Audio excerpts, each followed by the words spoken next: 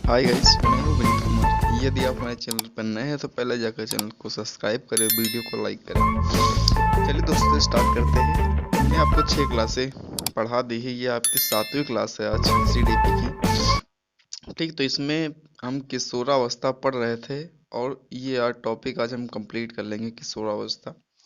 तो यहाँ तक मैंने आपको पढ़ा दिया था कि किशोरावस्था शब्द अंग्रेजी के एडोलेसेंस शब्द से बना है, जो लैटिन भाषा का एडोलोसियर से निकला है, जिसका अर्थ होता है क्या, परिपक्वता की ओर बढ़ना। ठीक। और इसमें ये भी हमने आपको पढ़ा दिया था पिछली क्लास में कि एडोलेसेंस नामक पुस्तक किसने लिखी है, तो स्टेनली हॉल ने लिखी है। ठीक, स्टेनली हॉल ने लिखी किशोरावस्था नामक पुस्तक। ठीक दोस्तों, अब इसके बाद आते हैं किशोरावस्था के सिद्धांत। किशोरावस्था के सिद्धांत जी, 2 सिद्धांत है किशोरावस्था। किशोरावस्था के कितने सिद्धांत दिए गए? 2। पहला है त्वरित एवं आकस्मिक विकास का सिद्धांत। ये पहला वाला सिद्धांत किसने दिया? स्टेनले हॉल ने दिया। स्टेनले हॉल ने किसका सिद्धांत दिया? त्वरित एवं आकस्मिक विकास का सिद्धांत। दूसरा एक सिद्धांत है किशोरावस्था का क्रमिक विकास का सिद्धांत, थॉर्नडाइक ने दिया है। देखिए, शैशवावस्था में कोई सिद्धांत नहीं, बाल्यावस्था में कोई सिद्धांत नहीं है, लेकिन जब आप किशोरावस्था की बात करते हैं वहां पर तो 2 सिद्धांत निकल कर आते हैं। यानी 2 सिद्धांत किस में मिलेंगे आपको? किशोरावस्था में। पहला त्वरित एवं आकस्मिक विकास का सिद्धांत मिलेगा, जो स्टेनले हॉल ने दिया, और क्रमिक विकास का सिद्धांत जो कि थॉर्नडाइक ने दिया। इसके बाद आती है कुछ प्रमुख परिभाषाएं, देख लेते हैं। सबकी परिभाषाएं अलग अलग। इससे पहली एक परिभाषा आती है रॉस की। रॉस ने क्या बताया कि किशोरावस्था शैशवावस्था की पुनरावृत्ति है। क्या? शैशवावस्था की पुनरावृत्ति है। यानी देखिए, शैशवावस्था में शारीरिक और मानसिक वृद्धि बहुत तेजी से होता है, वैसे ही किशोरावस्था में शारीरिक विकास और मानसिक विकास तेजी से होता है। यानी हम कह सकते हैं कि कुछ चीजें शैशवावस्था में होती हैं, वही चीजें किशोरावस्था में भी होती हैं। इसलिए शैशवावस्था, ठीक, की पुनरावृत्ति मानी जाती है। कौन? किशोरावस्था। इसके बाद में आता है स्टेनले हॉल। स्टेनले हॉल ने क्या बताया कि किशोरावस्था तनाव, तूफान एवं संघर्ष की अवस्था है। क्या? तनाव, तूफान एवं संघर्ष की अवस्था किसको कहते हैं? किशोरा अवस्था को कहते हैं। ठीक। किलपैट्रिक ने बताया कि किशोरावस्था जीवन का सबसे कठिन काल है। क्या? जीवन का सबसे कठिन काल है। यानी जीवन में बहुत सारी कठिनाइयाँ आती हैं। ठीक है, और बहुत सारे कई नए नए ऑप्शन चूज करने के में फंस जाता है बालक कि हाँ, हम ये करें कि ना करें, ये हमारे लिए अच्छा होगा कि नहीं होगा। फ्यूचर ऑप्शन चुनने में प्रॉब्लम्स होती है कि हमको क्या बनना है, क्या करना है, भविष्य में हमारा क्या होगा। ठीक। तो इन सब चीजों को चुनने में बहुत ही संघर्ष करता है बालक, इसलिए जीवन का सबसे कठिन काल माना गया है। किसने बताया? किलपैट्रिक ने बताया। अगली एक परिभाषा आती है टी एच ग्रीन की। टी एच ग्रीन ने बताया कि किशोरावस्था जीवन का बसंत काल है। किशोरावस्था जीवन का बसंत काल है। ठीक। अगला बिंग एवं वाइट, बिंग एवं हंट के अनुसार किशोरावस्था को प्रकट करने का बस एक ही सही शब्द है, वह है परिवर्तन। बिग एवं हंट ने एक शब्द में बता दिया कि किशोरावस्था का मतलब है परिवर्तन। क्या? परिवर्तन। इन किशोरावस्था में बालक में बहुत तेजी से कई नए नए परिवर्तन होते हैं, इसलिए किशोरावस्था का मतलब परिवर्तन। किसने बताया? बिंग एवं हंट ने बताया। इसके बाद परिभाषा आती है जर्सील्ड की। जर्सील्ड ने क्या बताया कि किशोरावस्था वह समय है जब एक विचारशील व्यक्ति बाल्यावस्था से परिपक्व अवस्था की ओर बढ़ता है। यानी क्या होता है? बाल्यावस्था उत्तर बाल्यावस्था कब से कब तक होती है? 6 से 12 वर्ष। उसके बाद में किशोरावस्था आ जाती है। तो बाल्यावस्था के बाद किशोरावस्था आती है। यानी किशोरावस्था जब आती है तो बालक के अंदर परिपक्वता आनी शुरू हो जाती है। ठीक। तो इसलिए कहा गया है, जर्सील्ड ने बताया कि किशोरावस्था वह समय है जब एक विचारशील व्यक्ति बाल्यावस्था से परिपक्वता की ओर बढ़ता है। इसके बाद एक परिभाषा आती है ब्लेयर, जोन एवं सिम्पसन के अनुसार। ब्लेयर, जोन एवं सिम्पसन ने बताया कि किशोरावस्था प्रत्येक व्यक्ति के बीच के जीवन में वह समय है जो बाल्यावस्था के अंत से शुरू और प्रौढ़ावस्था की शुरुआत में खत्म होता है। यानी बाल्यावस्था के बाद कौन सी अवस्था आती है? किशोरावस्था। और किशोरावस्था के बाद कौन सी अवस्था आती है? प्रौढ़ावस्था। यानी हम कह सकते हैं कि बाल्यावस्था के बाद आई, इसलिए किशोरावस्था बाल्यावस्था के अंत में लिखा गया, ठीक। और प्रौढ़ावस्था जब आती है तो किशोरावस्था समाप्त हो जाती है, इसलिए लिखा गया कि प्रौढ़ावस्था की शुरुआत में, ठीक, खत्म होती है।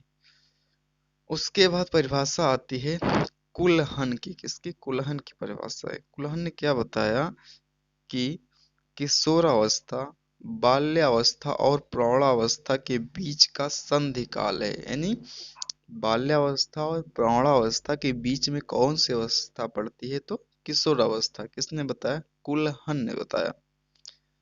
आगे चलिए दोस्तों, आगे परिभाषा है क्रो एवं क्रो की। क्रो एवं क्रो की क्या परिभाषा है? इन्होंने बताया कि किशोर ही वर्तमान की शक्ति एवं भविष्य की आशा है। किशोर ही क्या है? वर्तमान की शक्ति है और भविष्य की आशा है। भविष्य की आशा का मतलब समझ सकते हैं कि बालक ही, वही बालक आगे चलकर वैज्ञानिक बन सकता है, वही बालक आगे जाकर इंजीनियर बन सकता है, डॉक्टर बन सकता है, ठीक, और देश के विकास में सहयोग कर सकता है, इसलिए भविष्य की आशा है, ठीक। अगला, कॉलसिनिक की परिभाषा क्या है? कॉलसिनिक बताया कि किशोर बुजुर्गों को अपने रास्ते की बाधा समझता है, उसे लगता है कि वे उसकी स्वतंत्रता का हनन करते हैं। यानी किशोर जो होता है, ठीक, 12 से 18 साल का बालक, ठीक, वो उसके अंदर नया खून होता है तो जोश काफी ज्यादा होता है, ठीक। तो कुछ ऐसे कार्य भी वो करता है, ठीक, जो समाज को पसंद नहीं होते हैं, जो बड़े लोगों बुजुर्गों को पसंद नहीं होते हैं।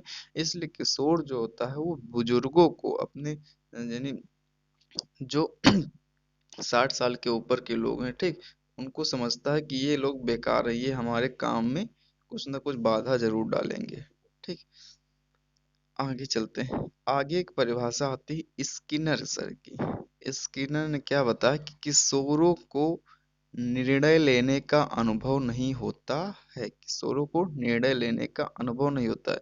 यानी हम कहें कि ये किशोर बालक जब भी निर्णय लेते हैं तो जल्दबाजी में निर्णय लेते हैं। इनको पहले का कुछ नहीं पता होता और आने वाले का भी नहीं पता होता है, ठीक। ये अचानक से ही तुरंत कोई निर्णय ले लेते हैं कि अब हमको बस यही करना है, ठीक। उसका इनको रिजल्ट नहीं मालूम होता कि ये करेंगे तो ये निकल कर आएगा। आगे चलते दोस्तों, आगे है वैलेंटाइन की परिभाषा। वैलेंटाइन ने बताया कि किशोरावस्था अपराध प्रवृत्ति के विकास का नाजुक समय है। किशोरावस्था क्या है? अपराध प्रवृत्ति के विकास का नाजुक समय है। यानी किशोरावस्था में ही बालक अपराध करने की तरफ जा सकता है, ठीक। यानी किशोरावस्था में ही बालक, कुछ बालक चोर भी बन जाते हैं ना, तो कुछ बालक देखा होगा मर्डर भी कर देते हैं, ठीक। उसके अंदर जोश होता है बालक के अंदर, ठीक। तो किशोरावस्था में अपराध प्रवृत्ति के विकास का नाजुक समय, यानी किशोरावस्था में अपराध प्रवृत्ति की भावना भी विकसित हो सकती है बालक में। एक ये बात बताई, वैलेंटाइन ने दो बात बताई। पहला वाला ये होगा, दूसरा वाला बी पॉइंट बताया कि घनिष्ठ एवं व्यक्तिगत मित्रता की अवस्था उत्तर बाल्यावस्था है। क्या घनिष्ठ एवं व्यक्तिगत मित्रता की अवस्था उत्तर बाल्यावस्था, यानी उत्तर बाल्यावस्था में बालक अपने बहुत ही घनिष्ठ मित्र, मतलब बहुत ही लगाव वाले मित्र बनाता है, ठीक। अब किशोरावस्था के प्रमुख नाम है, और कुछ नाम है किशोरावस्था के जिनसे उनको जाना जाता है, यही पूछा जाता है ज्यादातर, ठीक। जैसे पहला है सुनहरी उम्र। किसको कहा जाता है? किशोरा अवस्था को सुनहरी उम्र। क्यों? क्योंकि इसमें इसमें जो बालक होता है दिखने में सुंदर लगने लगता है, ठीक। पहले मान लीजिए बाल्यावस्था में कुछ कम अच्छा लग रहा हो, लेकिन जब उसके अंदर क्या होता है, जोश आ जाता है, ठीक, उसका शरीर कुछ लंबा चौड़ा हो जाता है, ठीक, गोरा भी हो जाता है, तो वो देखने में अच्छा लगता है, इसलिए सुनहरी उम्र कहा जाता है। अगला, उलझन की उम्र काफी कहा जाता है। नहीं, बालक को निर्णय लेने में प्रॉब्लम्स होती है, उसके पास पूर्व अनुभव नहीं होते हैं, इसलिए वो उलझन में रहता है कि हाँ यार ये चीज करें तो पता नहीं अच्छा हो हमारे साथ बुरा हो। ठीक। अगला है विद्रोही उम्र। विद्रोही उम्र भी किसके अंदर होती, किशोर अवस्था के अंदर होती है, यानी जब गुस्सा आया तब किसी को पीट दिया, ये वाली फीलिंग तो किशोर अवस्था में होती है। तो इसलिए विद्रोही उम्र किसको कहा जाता है, किशोर अवस्था को कहा जाता है। अटपटी उम्र भी किसको कहा जाता है, किशोर अवस्था को कहा जाता है। संक्रमण काल, संक्रमण काल भी किसको कहा जाता है, किशोर अवस्था। संक्रमण काल किस लिए कहा जाता है, क्योंकि बाल्यावस्था और प्रौढ़ावस्था के बीच में पड़ती है किशोर अवस्था, इसलिए किशोर अवस्था को क्या कहा जाता है, इसलिए किशोर अवस्था को कहा जाता है संक्रमण काल। उसके बाद में टीन एज भी किसको कहा जाता है, किशोर अवस्था को कहा जाता है। द एज ऑफ ब्यूटी, सुंदरता की आयु, सौंदर्य की आयु भी किसको कहा जाता है, किशोर अवस्था, क्योंकि किशोर अवस्था में बालक देखने में बहुत सुंदर लगता है। ठीक।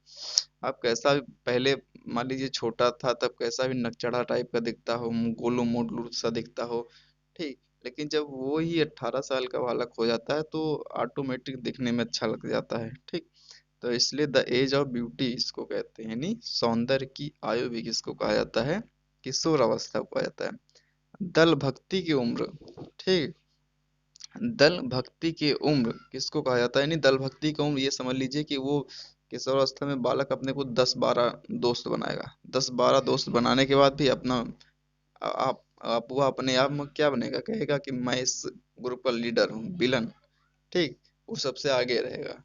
तो इसलिए इसको दल भक्ति की उम्र भी कहा जाता है। अगला है विरोधी मानसिकता की उम्र, किसको कहा जाता है, किशोर अवस्था को कहा जाता है। संवेगों की अधिकता की उम्र, यानी किशोर अवस्था में संवेगों का बहुत ज्यादा विकास होता है, इसलिए किशोर अवस्था को संवेगों की अधिकता की उम्र भी कहा जाता है। ओके दोस्तों, अगले चलते हैं। किशोरावस्था की कुछ प्रमुख विशेषताएं हैं, वो देख लेते हैं क्या है। पहला तो होता है शारीरिक मानसिक विकास पूर्ण, यानी इसमें शारीरिक मानसिक विकास बहुत तेजी से हो जाकर पूर्ण हो जाता है, यानी शारीरिक विकास काफी ज्यादा हद तक हो जाता है और मानसिक विकास तो जिंदगी भर होता है। ठीक। आगे है समूह भावना उग्र। हमने बताया ना आपको कि इसमें क्या होता है, बालक बालक अपने साथ 5-6 दोस्तों या 10-12 दोस्तों के साथ रहता है और अपने आप में वो खुद को लीडर समझता है और हर काम में आगे आगे वही चलता है, विलन वाला रोल करता है, ठीक, ये हीरो वाला रोल करेगा। दो, अगले उसके बाद में आगे आता है वीर पूंजा। वीर पूंजा का मतलब हो गया कि वो किसी एक हीरो को फॉलो करेगा, ठीक है। मान लीजिए कोई अल्लू अर्जुन को फॉलो कर रहा है, ठीक, मान लीजिए कोई सनी देओल को फॉलो कर रहा है, कोई शाहरुख खान को फॉलो कर रहा है, तो किसी एक हीरो को अपने आप में चुन लेता कि ये बहुत अच्छे आदमी हैं, हम इन्हीं के जैसा बनना चाहते हैं, तो वीर पूंजा की भावना भी आती है। कल्पना की अधिकता, कल्पना की अधिकता होती है इसमें कि हम ये बनेंगे, हम डॉक्टर बनेंगे, इंजीनियर बनेंगे, और हम जाकर सिपाही बनेंगे, हम जाकर दरोगा बनेंगे, हम जाकर वहाँ बॉर्डर पर लड़ाई करेंगे, तो ये बहुत सारी कल्पना आती हैं, लेकिन फाइनली वो डिसीजन नहीं ले पाता कि आखिर हमको क्या बनना है, इसलिए कल्पना बहुत ज्यादा होती है। संवेगों की अधिकता, हमने बताया अब इसमें क्या होता है, बहुत ज्यादा संवेग विकसित होते हैं, ठीक, अचानक से गुस्सा आ जाएगा, अचानक से भी प्रेम आ जाएगा, ठीक, ये सब। उसके बाद में विषम लिंगी प्रेम, ठीक, अब बालक है तो बालिका के प्रति उसके अंदर प्रेम उत्पन्न हो जाता है, अगर वो बालिका है तो बालक के प्रति उसके अंदर प्रेम उत्पन्न हो जाता है, ठीक। उसके बाद में समायोजन की कमी, समायोजन की कमी भी किसमें आती है, वह मतलब वह बालक के अंदर जब इतने सारे विकास हो रहे होते हैं तो वह समाज और खुद के बीच एक बैरियर से फील करता है कि यार ये चीज हमको तो अच्छी लगती है लेकिन वो बड़े लोग हैं उनको नहीं अच्छी लगती है, ठीक, तो ये चीज उसको समायोजन करने में, ठीक, इसको एडजस्ट करने में प्रॉब्लम होती है, ठीक, इसलिए इसको समायोजन की कमी किसमें होती है, किशोर अवस्था में होती है। आत्महत्या की प्रवृत्ति, आत्महत्या की प्रवृत्ति भी इसमें क्यों आती है? क्योंकि बालक के अंदर कभी कभी कुछ ऐसी इच्छाएं भी आ जाती हैं जो पूरी नहीं होती है, ठीक। तो बालक यही चाहता है कि यार चलो मर ही जाते हैं, अब हमारा ये काम होगा नहीं, ठीक। तो इसलिए आत्महत्या की प्रवृत्ति भी इसमें, कभी कभी देखा होगा कि जब बच्चा हाई स्कूल पता चला पेपर दिया और उसके बाद में हाई स्कूल के पेपर में जाकर फेल हो गया। अब फेल हो गया तो यही सोचेगा यार कितनी बड़ी बेइज्जती हो जाएगी हमारी यहाँ, चलो ऐसा करते हैं मर ही जाते हैं, मुंह दिखाने के हम काबिल ना रहे। तो इसलिए आत्महत्या की प्रवृत्ति भी इसी किशोर अवस्था में आ जाती है। और जब कक्षा 10 का पेपर देता है तब बालक वही 16 16 15 16 साल का होता है, ठीक। इसलिए 12 से 18 साल किसमें आ जाए? किशोर अवस्था में। इसलिए आत्महत्या की प्रवृत्ति किसमें आएगी? किशोर अवस्था में। ओके दोस्तों, आगे चलते हैं। आगे, तार्किक चिंतन परिपक्व हो, यानी हमने बताया ना आपको, जब कक्षा 10 में बालक होता है तब उसके कई सारे थियरम्स उसको सॉल्व कराई जाती हैं, कई सारे उसको अलग अलग सूत्र पर फार्मूले पर सवाल लगवाए होते हैं। तो जब वो प्रमेय को सिद्ध कर रहा होता है तब वह अपने मन में तर्क करता है। क्या करता है? तर्क करता है। इसलिए तार्किक चिंतन परिपक्व हो जाता है बालक के अंदर। अमूर्त चिंतन, अच्छा, जब वो प्रमेय को सॉल्व कर रहा होता है तो मानता है कि x बराबर ए, वाई बराबर बी। तो ये मतलब अब चीजों को मान मान के सॉल्व करता है कि हाँ ये ऐसा होगा तो ऐसा होगा, ऐसा होगा तो ऐसा होगा। इसलिए अमूर्त चिंतन भी किसमें आता है? अमूर्त चिंतन भी किसमें आता है? किशोर अवस्था की विशेषता है। आर्थिक तंगी, आर्थिक तंगी देखो, अब किशोरावस्था में बालक, अब मान लीजिए कक्षा 10 में बालक है तो कोई कमाने तो जाता नहीं है, ठीक। घर से जितना पैसा मिलता है उतने में काम चलाता है। अब मान लीजिए घर में गरीबी और उनको उसको घर से कम पैसा मिल रहा है। अब घर से कम पैसा मिल रहा है लेकिन उसकी जरूरतें तो बहुत सारी होंगी, तो इसलिए उसके पास आर्थिक तंगी रहती है। अगला है स्व पहचान, बालक खुद की एक अलग ही पहचान बनाना चाहता है कि लोग मुझको मेरे नाम से जाने, ये वाली भावना, ठीक। तो स्व पहचान, अपनी पहचान बनाना चाहता है किशोरावस्था में।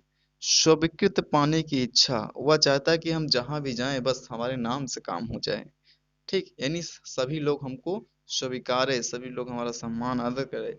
स्वीकृत पाने की इच्छा किसमें होती है? किशोर अवस्था में। समाज सेवा और देशभक्ति की भावना, यानी समाज सेवा की भी भावना होती है कि चलो किसी का कोई काम बनवा दें हम, हैं, तो उसका भला हो जाए। देशभक्ति की भावना होती है। अब बस अब कक्षा 10 जैसे बालक पास करता है, बस वो चाहता है कि यार हम जाकर बीएसएफ में भर्ती हो जाएं। इसलिए कक्षा 10 पास करके बालक क्या करता है? फिर दौड़ना शुरू कर देता है, ठीक, ताकि वो आर्मी में उसका सिलेक्शन हो जाए। तो देशभक्ति की भावना भी उसके अंदर होती है। आगे चलते हैं दोस्तों। आगे, खोखले आदर्श। खोखले आदर्श किसमें पाए जाते हैं? किशोर अवस्था में। मादक पदार्थों के सेवन की आशंका, यानी इसमें ये भी डर रहता है किशोर अवस्था के बालक में कि वह कहीं जाकर गांजा, दारू, सिगरेट इन सब की आदत ना पड़ जाए, ठीक। वह मादक पदार्थों का सेवन न करने लगे, कहीं पता चला वो पढ़ने जा रहा है, तुमको लगे कि हमारा बालक पढ़ने गया है, वो जाकर कहीं पर सिगरेट पी रहा हो, ठीक। तो ये मादक पदार्थों के सेवन की प्रवृत्ति भी इसमें पड़ सकती है, ठीक। अपराध प्रवृत्ति में पड़ने की आशंका, ये हमने पहले आपको समझा दिया है, ठीक।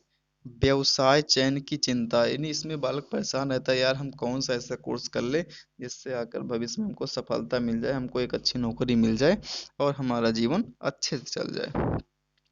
जीवन साथी के चयन को लेकर परेशानी, अब जीवन साथी भी चुनने के, जब कक्षा 12 पास करता है, कक्षा 12 पास करने के बाद ही वो चाहता है यार कोई हमारा अच्छा फ्रेंड बन जाए जो हमारे साथ जिंदगी बिताए हमेशा और हमारा अच्छा भला सोचे, ठीक।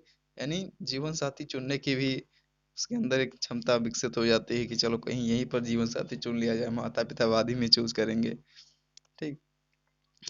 आगे चलते हैं।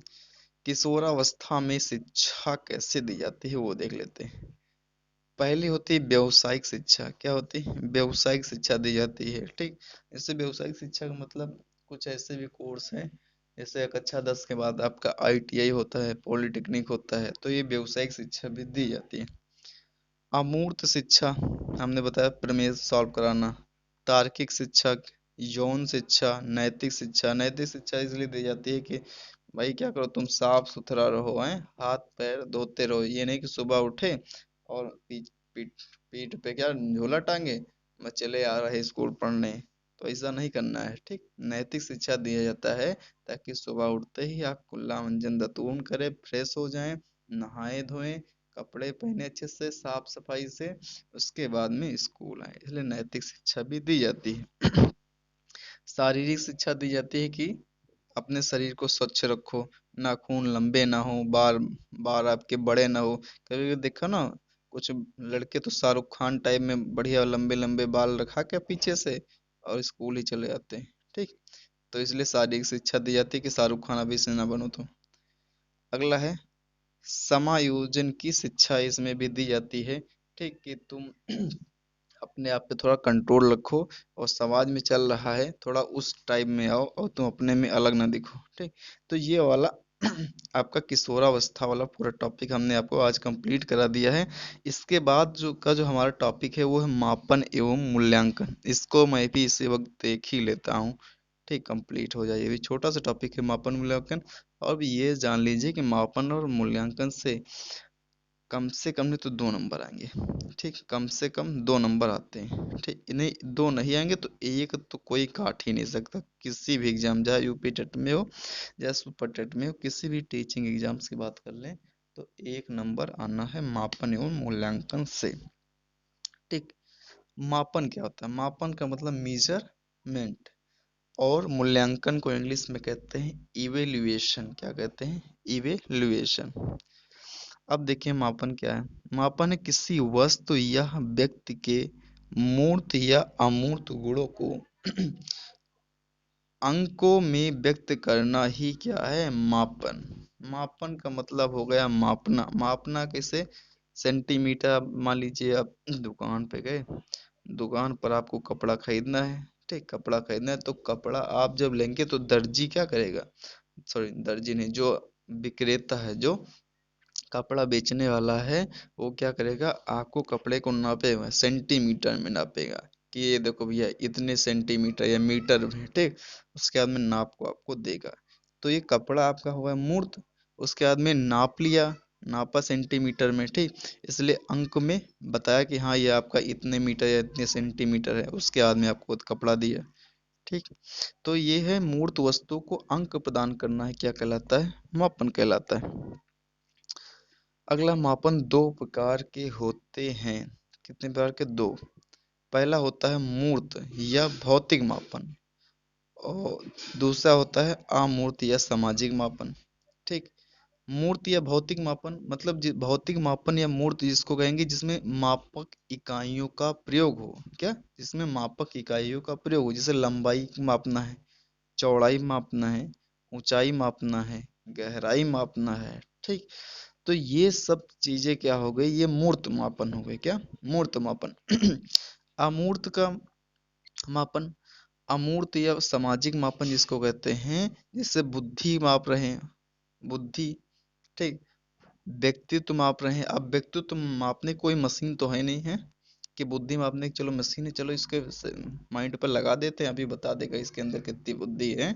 ऐसी कोई मशीन तो बनी नहीं, ठीक। अब व्यक्तित्व मापना है, चलो ऐसा करते ये वाली मशीन लगा देते हैं इसके पास, अभी बता देगा कि ये बालक अच्छा है कि खराब है।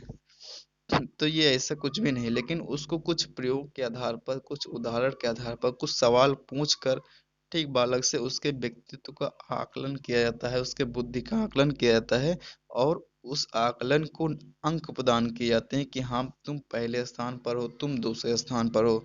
इसलिए अमूर्त या सामाजिक मापन में क्या मापा जाता है? व्यक्तित्व बुद्धि, व्यक्तित्व बुद्धि मापी जाती है, ठीक। आगे आता है मापक, मापन के तत्व आते हैं। क्या? मापन के तत्व। मापन के 3 तत्व माने गए। कितने? 3 तत्व। पहला होता है मापन करता, यानी अगर आपको मापन करना है तो कोई ना कोई मापने वाला होना चाहिए। क्या? मापने वाला। जैसे यह मापने वाला कौन हो सकता है? या मशीन हो सकती है या मानव, दोनों में से कोई एक हो सकता है या दोनों हो सकते हैं, ठीक। आप कोई चीज मशीन से माप रहे हैं, ठीक, तो वह मापन करता होगा, या मानो कोई अपने आप माप रहा है, ठीक, तो मानो होगा। लेकिन अगर कभी कभी ऐसा भी होता है कि मानो और मशीन दोनों मिलकर कोई काम करें, ठीक, तो वो मापन करता, एक साथ भी हो सकते हैं। अगला आता है मापन के चर। ठीक, क्या आता है मापन के चर, यानी पहला क्या होगा मापन करता, दूसरा होगा मापन के चर, तीसरा है मापन के उदाहरण उपकरण, क्या मापन के उपकरण या इकाई जिसको कहेंगे। अब मापन में चर का मतलब होगा कि जिनको आप मापेंगे, जिनको आप मापेंगे, वह वस्तु या गुण जिनका मापन होना है उसको कहेंगे क्या, मापन के चर। जैसे आप जैसे आप लंबाई मापना चाहते हैं, चौड़ाई मापना चाहते हैं, ऊंचाई मापना चाहते हैं, तो आप लंबाई चौड़ाई ऊंचाई को तो मापना चाहते हैं, जिसको मापना चाहते हैं वही मापन के क्या है, चर है। अगला है मापन के उपकरण। मापन के उपकरण मतलब जिसकी सहायता से आप मापेंगे, किसकी सहायता से आप मापेंगे, तो जिसकी सहायता से मापन होगा वो क्या होगा, मापन के उपकरण। जैसे तराजू हो गया, क्या हो गया, तराजू हो गया, इंच टेप हो गया, क्या, इंच टेप हो गया, बहुविकल्पीय प्रश्न हो गया। ओके दोस्तों, आगे चलते हैं। आगे आता है मापन के चरों का विभाजन। क्या, मापन के चरों का विभाजन आता है, देख लेते हैं। पहला आता है मापन के चरों को दो भागों में विभाजित किया गया है, बांटा गया है। पहला होता है गुणात्मक चर। पहला कौन सा, गुणात्मक चर। ठीक, गुणात्मक चर क्या होते हैं, ऐसे चर जिनका मापन तो होता है लेकिन मापन की कोई इकाई नहीं होती है, उनको क्या कहते हैं, गुणात्मक चर।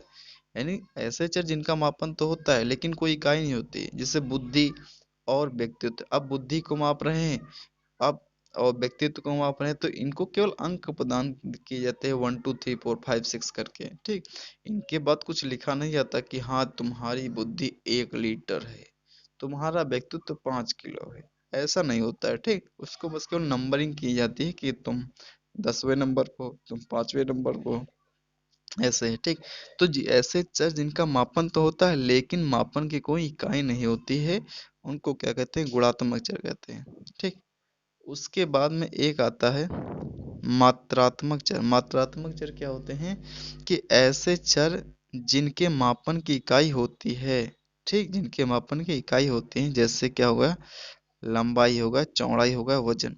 तो ऐसे चर जिनके मापन की इकाई होती है, ठीक, उनको क्या कहेंगे, मात्रात्मक चर कहेंगे। जैसे क्या होगा, लंबाई होगा, चौड़ाई हो गया और वजन हो गया। अब लंबाई को हम मापेंगे तो क्या कहेंगे, ये भैया 5 सेंटीमीटर लंबी आपकी पटरी। ठीक, तो ये लंबाई चौड़ाई वजन ये सब चीज आप माप रहे हैं, तो इसके लिए क्या होनी चाहिए, मापन की इकाई होती है। अगला है मात्रात्मक चरों को फिर से दो भागों में बांटा जाता है। ठीक, मात्रात्मक चर को कितने भागों में, दो भागों में बांटा जाता है। पहला होता है सतत चर, दूसरा होता है असतत चर। सतत चर क्या होता है, इन चरों का मापन दशमलव में भी हो सकता है। सतत चर का मतलब दशमलव में भी माप सकते हैं, जैसे लंबाई चौड़ाई। अब लंबाई को आप क्या कहेंगे, ये भैया 2.1 मीटर है, ये 3.1 मीटर है, ये 3.5 मीटर है। ठीक, तो इस तरह से आप माप सकते हैं, यानी दशमलव में भी मापन संभव है तो सतत चर। लेकिन असतत चर क्या होते हैं, जिनको केवल पूर्णांकों में व्यक्त कर सकते हैं, क्या, पूर्णांकों में केवल व्यक्त कर सकते हैं, जिसमें दशमलव आ ही नहीं सकता। जैसे छात्रों की संख्या माप रहे हैं, परिवार के सदस्यों की संख्या माप रहे हैं। आप परिवार के सदस्यों की संख्या माप रहे हैं तो आप ये तो बिल्कुल नहीं बोल सकते कि भाई इनके घर में 6.5 लोग रहते हैं, तो 6.5 लोग तो नहीं होंगे, या 6 होंगे या 7 होंगे।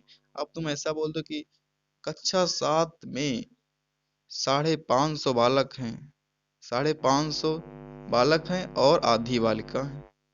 ठीक, तो ऐसा नहीं बोल सकते हैं। ठीक, अब पता चला आप बोल दिए कि कक्षा 1 में 3.5 बच्चे पढ़ते हैं। ठीक, तो 3 बालक पढ़ते होंगे या 4 बालक पढ़ते होंगे, लेकिन छात्रों की संख्या यानी आदमियों की संख्या, ठीक, और जानवरों की संख्या ये भी बता दें, जानवरों की संख्या क्या होती है, असतत चर होती है। आप ये तो नहीं बोल सकते कि हमारे गौशाला में 3.5 गाय हैं। हम्म, ये नहीं बोल सकते। तो यहाँ पर जहाँ पर हम कहें केवल पूर्णांकों में व्यक्त कर सकते हैं मापन को, वो क्या होते हैं, वो सब चर असतत चर में आएंगे। ठीक, और जहाँ पर दशमलव में भी व्यक्त कर सकते हैं, किस में आएगा, सतत चर में आएगा। अब बात उसके बाद में आता है मापन के स्तर। यहीं से सवाल पूछा जाता है मेन, यही से सवाल पूछा जाता है मापन के स्तर से। ठीक, पहला होता है, अच्छा मापन के स्तर किसने बताए? स्टीवेंसन सर ने बताया। स्टीवेंसन ने मापन के 4 स्तर बताए। स्टीवेंसन ने मापन के कितने स्तर बताए? 4 स्तर बताए।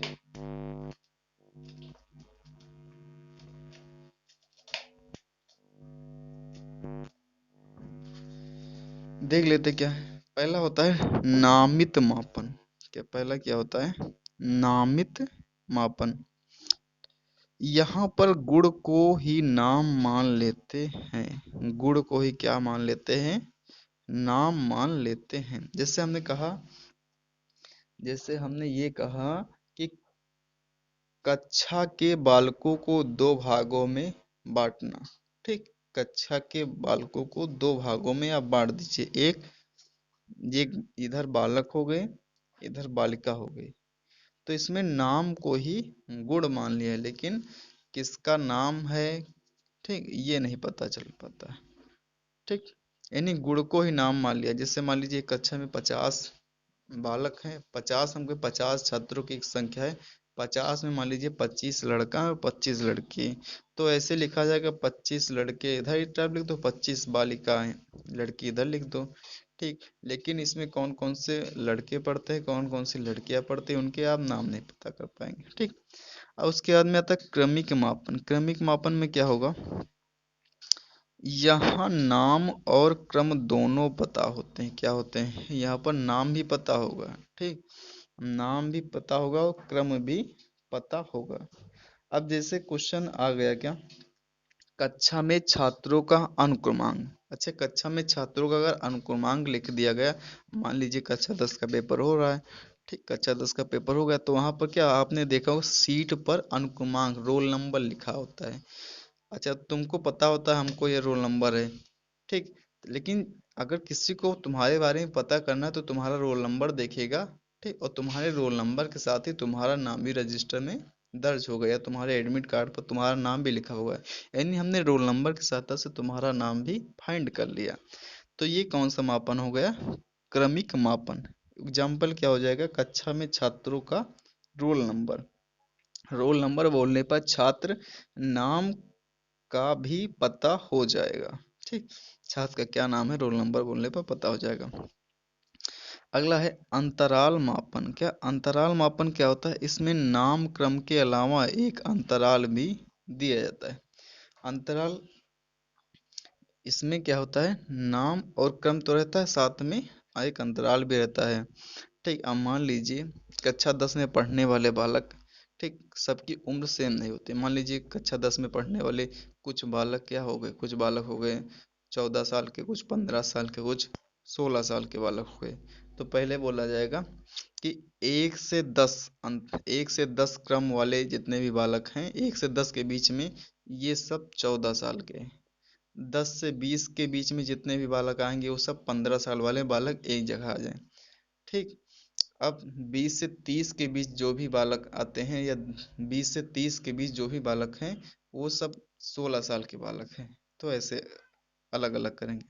तो अंतराल मापन में नाम क्रम के अलावा अंतराल भी दिया जाता है। ओके दोस्तों, उसके बाद में आता है अनुपातिक मापन। अनुपातिक मापन क्या होता है? इसमें ऊपर के तीनों स्तरों के साथ परम शून्य भी आता है, यही पूछा जाता है। एब्सोल्यूट जीरो जिसको परम शून्य, इसमें क्या होता है, परम शून्य भी आता है। जैसे हमने परम शून्य का मतलब होगा जिससे भारत ने पाकिस्तान को 5-3 से हराया। ठीक, या भारत ने पाकिस्तान को 5-0 से हराया। 5-0 से हराने का मतलब टोटल मैच कितने होंगे? 5। भारत ने कितने जीते? 5 मैच जीते। पाकिस्तान ने कितने जीते? 0 मैच जीते। यानी इसमें ये पता होगा कि पाकिस्तान ने कोई भी मैच नहीं जीता। क्या? पाकिस्तान ने कोई भी मैच नहीं जीता। एग्जाम्पल क्या है? भारत ने पाकिस्तान को 5:0 से हराया। तो इसमें 0 भी आ गया ना। तो जहां पर ये पता हो जाता है कि, अब जैसे मिश्रण वाला आपने अनुपात देखा होगा क्या? जैसे ये नहीं एग्जाम्पल, जैसे और कह सकते हैं कि पानी और चीनी का अनुपात 2:1 है। क्या? पानी और चीनी का अनुपात 2:1। मान लीजिए हम शरबत बनाया तो उसमें 2:1 में पानी और चीनी को मिलाया है। यानी हम कहें 2 लीटर पानी को मिला दिया और 1 किलो क्या मिला दिया? चीनी मिला दिया। ठीक। तो इसमें आपको पता होता है कि 2 लीटर पानी 1 किलो चीनी है। लेकिन आप ऐसा करें, टोटल पानी रहने दें और चीनी को 0 कर दें। कभी कभी ये अच्छा, ये वाला एग्जाम्पल इसी में ज़्यादा फिट हो पाता है कि भारत ने पाकिस्तान को 5-0 से हराया, या भारत ने श्रीलंका को 6-0 से हराया। यानी टोटल मैच कितने होंगे? 6 मैच होंगे। भारत ने कितने जीते? 6 जीते। श्रीलंका ने कितने जीते? 0 जीते। ठीक।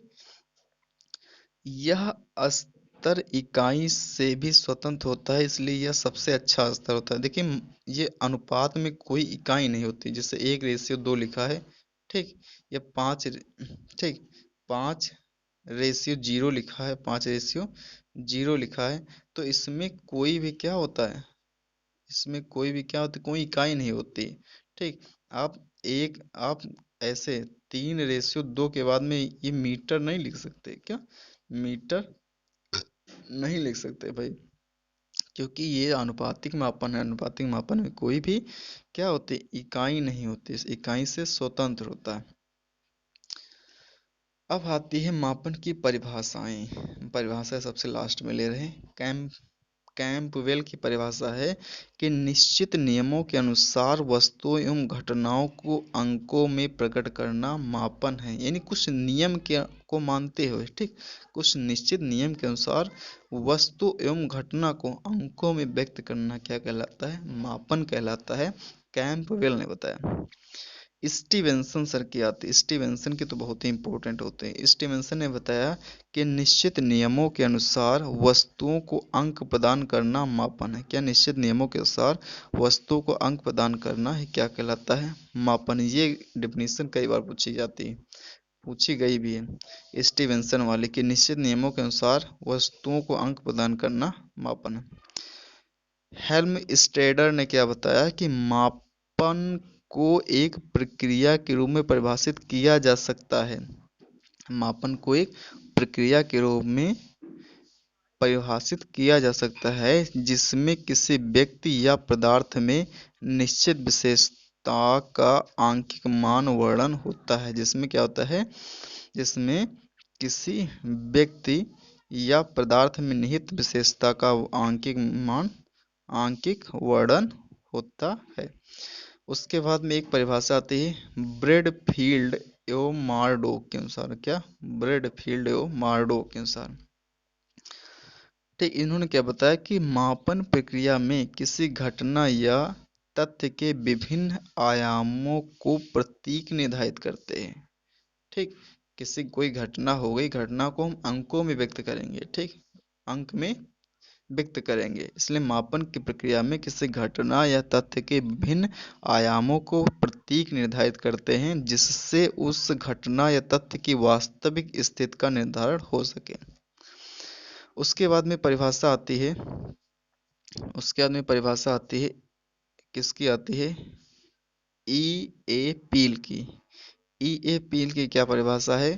कि मापन का उद्देश्य एक व्यक्ति को संतुलित व्यक्ति प्रदान करना है